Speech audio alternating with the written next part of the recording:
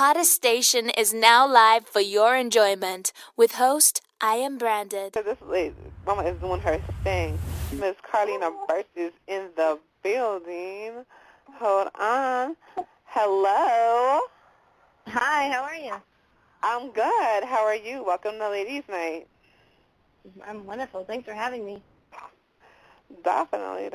So let the people know, like, who you are, what you do, and all that good fun stuff. My name's Carlena, and I'm a dancer, choreographer, a model, and an actress. Most particularly known for all my dancing and work with different artists.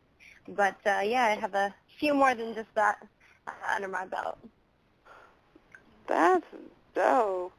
So you do dancing, modeling, choreography. So what got you into dancing? Actually, when I was about 9 years old, I had a young lady come to my elementary school and teach a 2-week hip-hop program, and I immediately just fell in love with it. It completely just focused me from everything I was going through and kind of put me in a really great direction and helped start the path to everything I've created since. That's cool. So what made you decide to go into hip-hop as opposed to, like, ballet or modern? Well, it was kind of the first thing that I was exposed to. I didn't really grow up dancing in studios and such, and so the second I found hip-hop, I kind of just fell in love with it. I loved how raw it was and how nothing was structured, nothing was, by the book. There was so much room for growth and evolution within it, and I just fell in love with everything about it, the music, the culture, the style. So, yeah, it was kind of meant to be. That's dope. Yeah, you definitely have danced with some amazing people. So what has been your biggest challenges as a dancer, would you say? I mean, I definitely think that just overcoming the day-to-day industry. I mean, every day we're in different types of atmospheres, such as auditions or workplaces. You always have to strive to be better than you were the day before, and also just staying, like, true to yourself and who you are. So that's definitely been probably my biggest challenge, because with everything that I do experience and go through as a dancer, I still have to remain exactly who I am, because that's, at the end of the day, what makes me different. Exactly. I think that's the biggest thing about it. I mean, I think a lot of people have this problem where they get to a certain level and they're like, well, I've danced with this person now, this person. I'm like, that's great, but, at the end of the day, have something happen, what are you going to be remembered for? Exactly. And it should be your personality. It should be how you were with people, how you work with people, your work ethic, and all that kind of stuff. Miss Diva, FDB. Congratulations on all you. Yeah, can you hear me? Yeah, I can. Hear you. Okay, congratulations on all of your success with dancing. And what would you say is one of the things that you're striving? What's your next goal that you're striving for as far as with everything that you're doing with your career?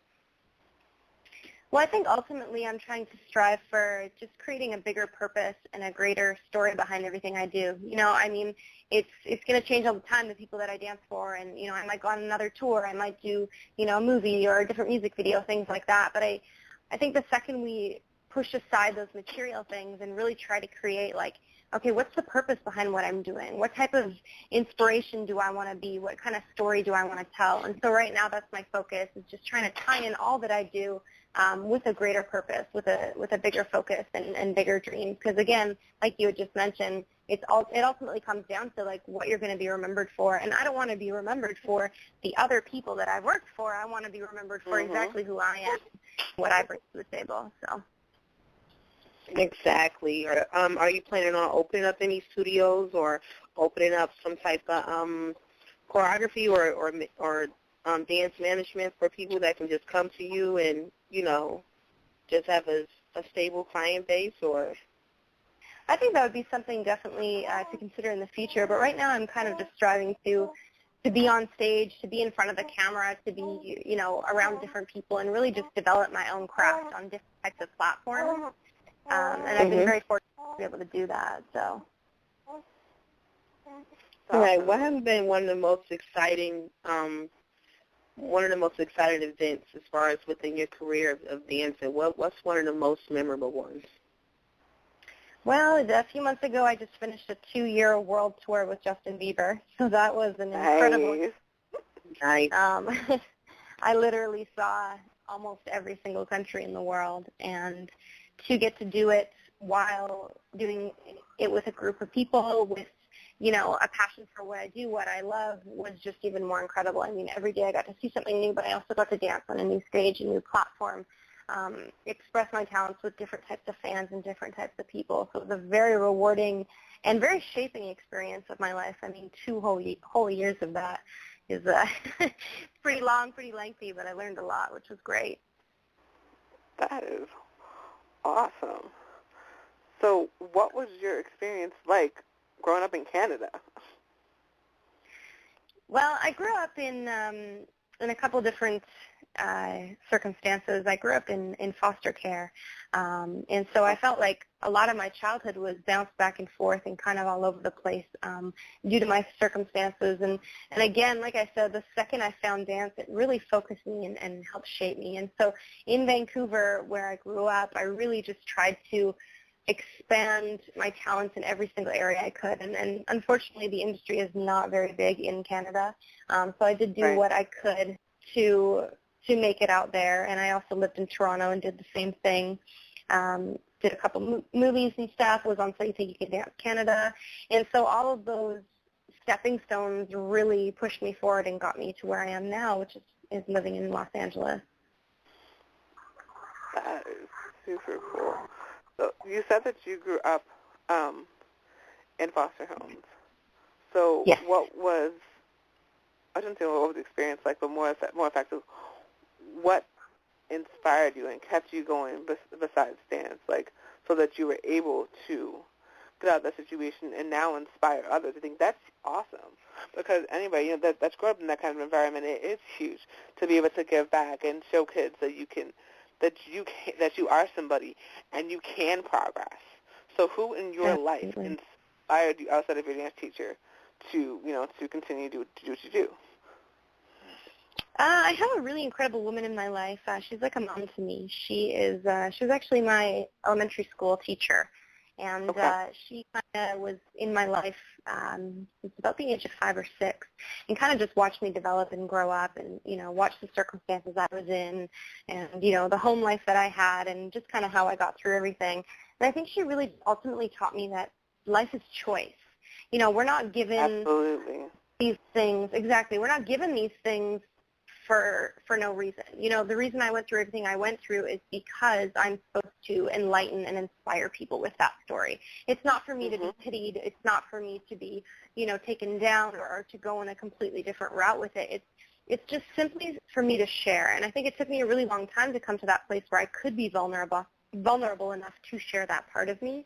And this woman is so incredible. She completely taught me how to just lay everything on the table in a very positive way. And instead of using my circumstances as burdens, more so use them in a positive light. And fortunately, with dance tying into that, I've been able to put it through everything I'm passionate about, which is really great. And so ultimately, I want to carry that story with me in everything that I do. Because again, it is choice. I could have gone one route, but I chose to go another. And with anybody in every circumstance, it's the same thing. Definitely. So now you're a choreographer as well as a dancer. So do you work more with adults? Do you work more with children, or both? It kind of depends. Depending on where I'm traveling, sometimes I'll be teaching youth. Sometimes I'll be teaching adult classes. And then I was just recently working with an artist. She was in her early 20s, a Norwegian pop star. And most of her dancers were in their 20s as well. So kind of that like pop, Taylor Swift kind of vibe.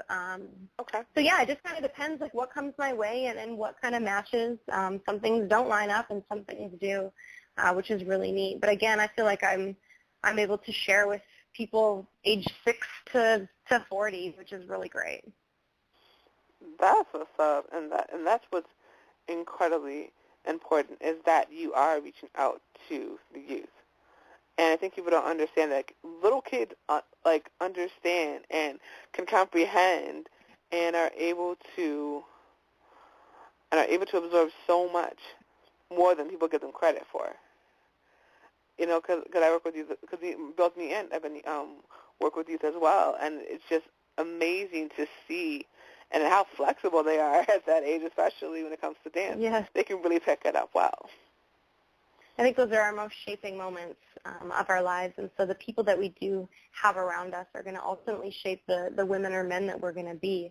And I wasn't fortunate to have the most incredible people, but I did have, you know, the one person who helped show me. And I also feel like dance was like a parent to me. You know, dance kind of gave me that structure and that discipline that I didn't quite get growing up, which is why I ultimately owe my entire shaping experience to dance and to hip-hop and to that culture. And so I'd like to be that same type of role model to young females and pretty much anyone who has a dream. It's a matter of choice, and so I hope to enlighten in that same direction. Definitely, definitely. So what was your experience like on So You Think You Can Dance? It was an incredible experience. I feel like that was the platform and the stage where I finally learned how to be vulnerable. Standing in front of, you know, hundreds of thousands of people, and then also for everything to be nationally televised was such an eye-opening experience, because it taught me, okay, you can be this tough girl, you can have gone through all these things, but you're not going to connect with people unless you show them that other side, unless you open up and are willing to be vulnerable. You know, show them that softer side of you, because nobody's going to be able to connect with you if you have every single wall up. And so on national television, I was able to develop and discover that. And I just felt like the whole show really let me be me. They let me speak about the things I had been through. They let me dress the way I wanted to, while also like challenging me in styles that I was not familiar with. It was a really great experience for me. I didn't go on the show to win. I wasn't worried about winning $100,000 or anything like that. I was just like excited about the exposure that I was going to get. You know, I was finally at a place where I could share my story on such an incredible platform, and the people that I touched and the lives that I feel like I've changed. That was the reward for me. That was the $100,000. Yeah, because that's priceless. You know, like I said, because a lot of people that go on to win the shows, everybody doesn't always remember them, but they'll always remember the one that continues to push on and continues to reach out to the fans and continues to do more. So definitely. Absolutely. Yes. Ms. Diva Ebony B? For those that want to be dancers or pursuing a dance career, what type of discipline, because like you said, you talked about discipline, what type of discipline should they be looking forward to mentally and physically? I think just continuing to strive forward, you know, take dance classes that are out of your comfort zone. Push yourself to these levels where you're not just doing well all the time, you're going beyond that, and you're discovering things that are uncomfortable and awkward and making them work for yourself. Sometimes a style that you never even thought you would have liked could be the style that you work the most in or you do the most of. And I think just really staying true to yourself, you know, especially working in the industry as a professional dancer. There are so many different people out here. You know, there are so many girls that look alike or dance alike, but what's going to make you different? What's going to set me apart? What's going to set you apart? So the second you find that, don't let anybody take that away from you. Don't let any style of dance change that, and be open and willing to alter things and learn and grow and evolve, but do not change ultimately who you are, because it's exactly what something could need. And I hope that with anything people do, whether it's dance or music or some type of art form, you're staying true to exactly who you are, because, again, that identity is what's going to shape you. Right. And I like what you said about being true to yourself. Be true to yourself. Don't be like nobody else. You know, you're going to be around a lot of different styles of dance and personalities and whatnot, and being true to yourself. And with being true to yourself, you need to be true to your business. You got to handle business. You just came off a 2-year tour with Justin Timberlake, which is great, but what are some of the things that, you know, dancers who are getting excited or have the opportunity to go on tour to dance for a big celebrity, what are some of the things that they need to be prepared with as far as taking care of the contract or making sure that they're getting paid and making sure that they're going to be secure with traveling with the artist? It's interesting you bring this up because I feel like this is something that comes up all the time. As dancers, because we're passionate about what we do, we get so excited about opportunities. But sometimes these opportunities that come your way are not right, and it could be things like the pay is not great, or the circumstances are not good, or you're not going to be taken care of. And you really have to remember that whatever you settle for, that's what you're going to get. And if you don't settle for everything that you deserve, you could find yourself in positions where you're getting paid half of what you should be paid, or you're not getting treated the way you should be. Your body is unhealthy, or just the circumstances around you are not enough to support what you do. Because people don't remember, like, I've been dancing for 13 years.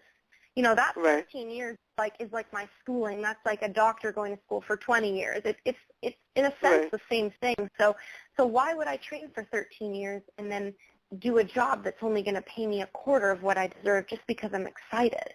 You have to be very careful about the things and positions you take. And also, don't worry about saying no to things. And that's something I recently learned out here was I would get booked on a job, and then another job would come my way, and something would clash, or it would be just too much in 1 week for my body to do. And I started having to say no to things. And at first it gave me anxiety. I was like, oh no, how am I going to say no to these things? What if these opportunities don't come again? But it ultimately makes you that much more desirable. When you pick and choose the things that come your way that are right for you, you're ultimately making your path that much more valuable. And I think that you have to really look at exactly what you deserve and also the things that you desire, and choose the jobs and the circumstances and the people you surround yourself with to accompany that. Don't just jump onto anything and everything just because it's an opportunity, because you could ultimately miss something that is even more great or even more perfect for you because you've just taken up the first thing that came your way. Absolutely. Amen. Mm-hmm.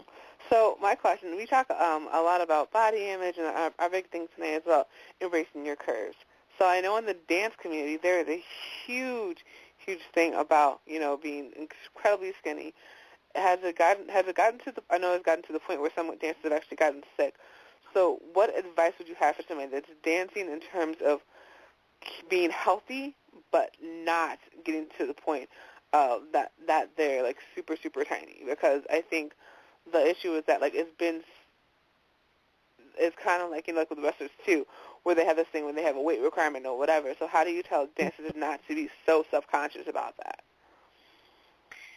And again, it's very interesting you brought that up. I was dancing for an artist a little while back that was quite a bit smaller, and so they wanted the management wanted the dancers to be very, very fit and really fit this type of image. And then, I was working with another artist more recently who was a little bit taller and bigger, and so I looked smaller compared to this artist. And so you're never going to be exactly what they want. There's always going to be little bits and pieces. So you really have to just stay healthy for you and know that if your talent and your look and your passion is strong enough, that job will be yours either way. And it doesn't go to say, don't take care of yourself, but by all means, eat healthy, work out, stretch, and make sure that your body is your instrument, your job. And so if you're not taking care of it because you're starving yourself, or you're eating less, or you're just not, really taking care of yourself, you could lose out on jobs and positions and things like that. And so remember, you're going to land a job where you're in rehearsal 8 to 10 hours a day. And if you're not eating, how are you going to get through that rehearsal? How are you going to get through that job?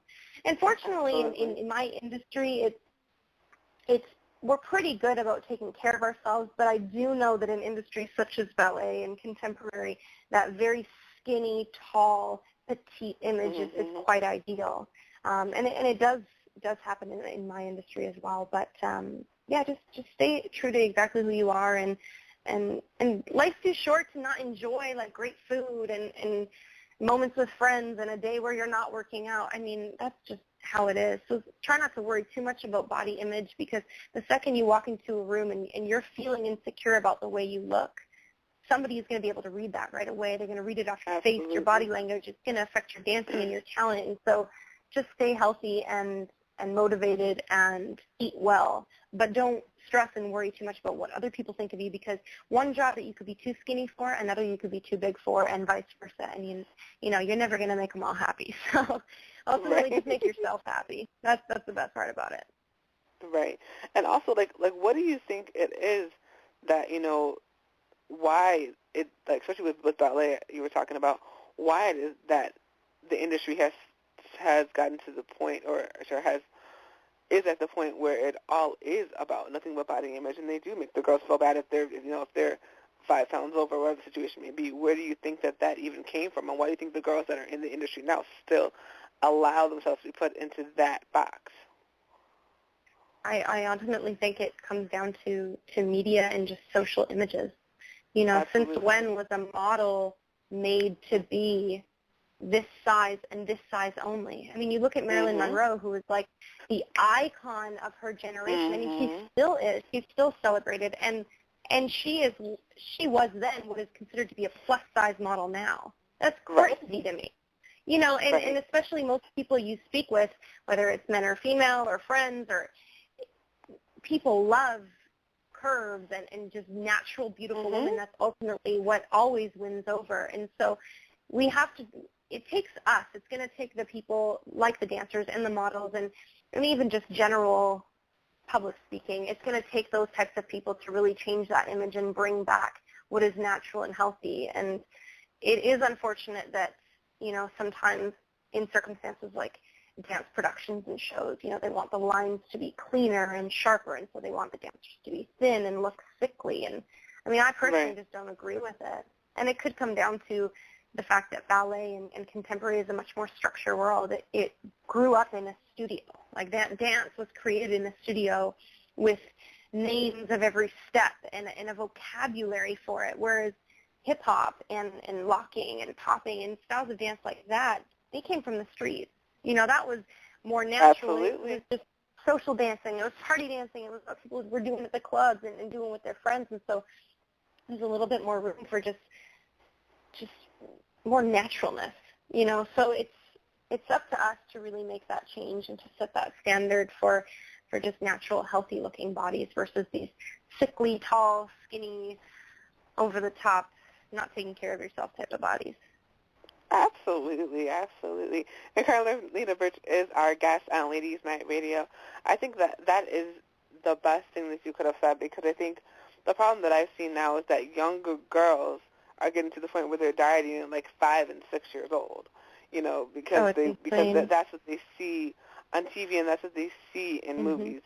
And I mean, I think so especially like with dance magazines, have you ever thought about, getting into like editorials, like whether it be blogging or whatever, so that way you can, kind of recreate what a dancer is supposed to look like? Absolutely. Even just through my own social media, I try to post like the things that I'm cooking or the things that I'm baking and the types of food that I like to eat. And I'm always talking about how much I do eat. Like as a dancer, if I'm in a rehearsal for 8 hours a day, 3 meals is not going to suffice. I need to have snacks and healthy things to keep me going. And we forget that that's what we're going to be doing for 8 hours. We're not sitting in front of a computer. You are physically active, sweating, and so everything you're eating is just coming out of you completely right away. You're burning those calories so fast. So I try to just maintain that same positive outlook, and even just through the way I dress and the way that I present myself on my social media outlets and my websites and things like that. Again, I try to promote just positivity and natural beauty. And don't get me wrong, I love getting dressed up. I love fashion and costumes and everything. I think it ultimately comes down to how you feel about yourself, and that's going to be the most beautiful accessory you could ever wear. Absolutely. Yeah, in any outfit, in any circumstance. So. Absolutely, absolutely. Ms. Diva Ebony B, you got a few more questions before we let the lovely Carlena go? No, I don't have any more questions. I just think that you're an awesome queen, and I'm so proud of everything that you're doing. Keep doing your thing and keep paving the way for us. Thank you so much. All right, Miss Lady, if you can please let everybody know where they can find you on social media, if they need to book you, who they need to talk to. Shout out to It Factor Agency. Makia Somerville, thank you so much for this connection. You rock. Carlena is amazing. Yeah, Makia is amazing. You can hit her up at It Factor Agency on Instagram and Twitter. You can find me on Instagram and Twitter at Carlena Britch, CarlenaBritch. My Facebook page is Carlena Britch, and my website is carlena-britch.com. Awesome. Thank you so much for joining us, Mama. It was great talking to you. Thank you so much for having me. It was such a pleasure. Take care, Mama. You have a great night, and I will speak to you soon. You too. Enjoy your night. Thank you. Bye-bye. Thank you for listening to the #1 radio station for the people.